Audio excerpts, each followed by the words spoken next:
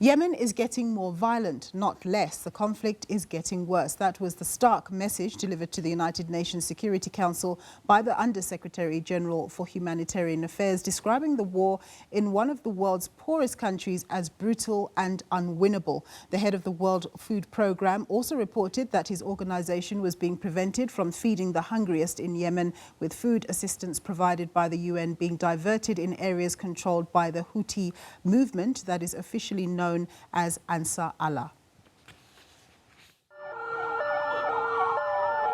A conflict that began in 2015 and one that has claimed in excess of 70,000 lives, while 80% of the population, or more than 24 million people, are in need of assistance. An independent study by the University of Denver, commissioned by the UN Development Programme, recently used a global model to forecast the impact of continuing conflict in Yemen.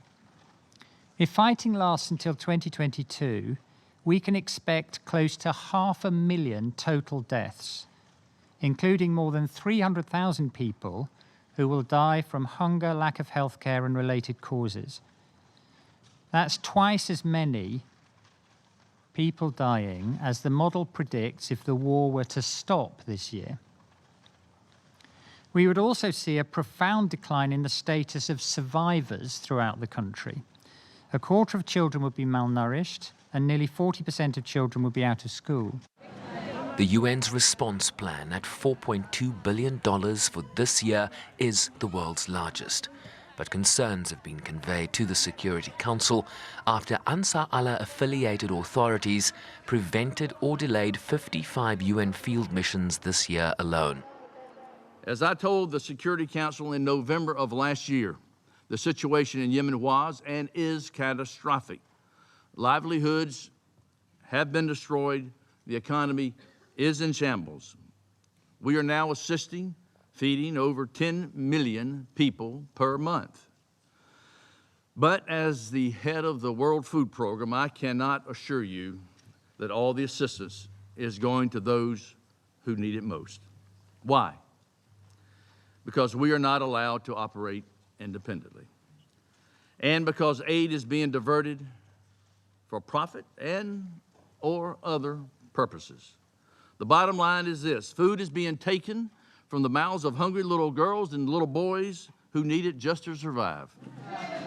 With warnings that a phased suspension of food assistance could begin if the Houthi movement does not honor agreements with the UN. It's not just about Yemen. This is about the integrity of the entire United Nations and the humanitarian systems around the world. That's what's at stake. Mr. President, while we're not giving up, and I still have hope that we will prevail about what is right and the Houthi leadership will do what is good, we are not asking the Ansar Allah movement anything, really, other than to let us do our job. The Ansar Allah or Houthi movement has been engaged in an ongoing conflict with the Yemeni government under President Abdurrahman Mansur Hadi since 2015, while UN-led efforts towards a political agreement continue. Sherwin Bricepies, SABC News, New York.